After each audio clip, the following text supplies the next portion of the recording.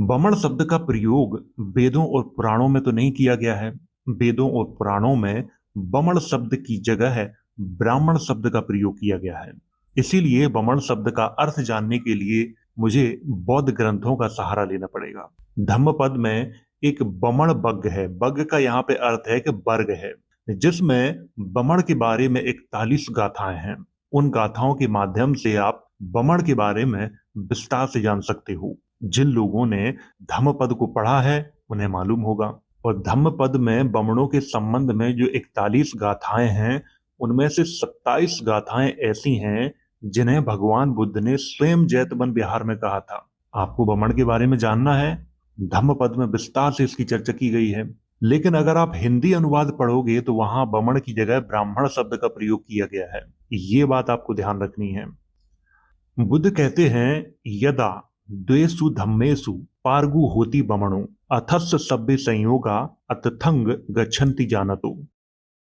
अर्थात जब बमण दो धम्म यानी कर्मों में पारंगत हो जाता है, तब उसे जानकर सभी संयोग यानी बंधन कट जाते हैं। यहाँ पर धम्म का अर्थ अच्छे कर्म से है। लिखा है कि जब बमण जो होता है वो अच्छे कर्म में पारंगत हो जाता है, तब उसके जो बंधन है वो कट जाते हैं और वो एक सीलवान व्यक्ति बन जाता है। और एक बात मैं आपको यहाँ पे और बता दूं कि अनुवादकारों ने कुछ जगह पे ऐसा लिखा हुआ है, दो धम्मों का अर्थ, एक जगह समत और विपस्सना लिखा हुआ है।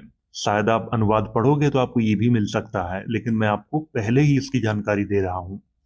भगवान बुद्ध फिर कहते हैं, बाहित पापोति बमणो समचरिया समणोति बुच्यति।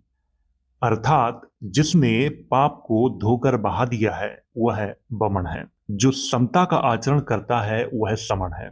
इसको यहाँ पर समझ लेते हैं। भगवान बुद्ध कह रहे हैं कि जिस व्यक्ति ने अपने पापों को धो के बहा दिया है वही बमण है। हर व्यक्ति बमण नहीं है। और जो व्यक्ति समता का आचरण करता है, यानी किसी भी व्यक्ति में भेदभाव नहीं करता है, सारे व्यक्तियों को चाहे वो किसी भी जाति या धर्म के हों, एक नजर से देखता है, वो समण है।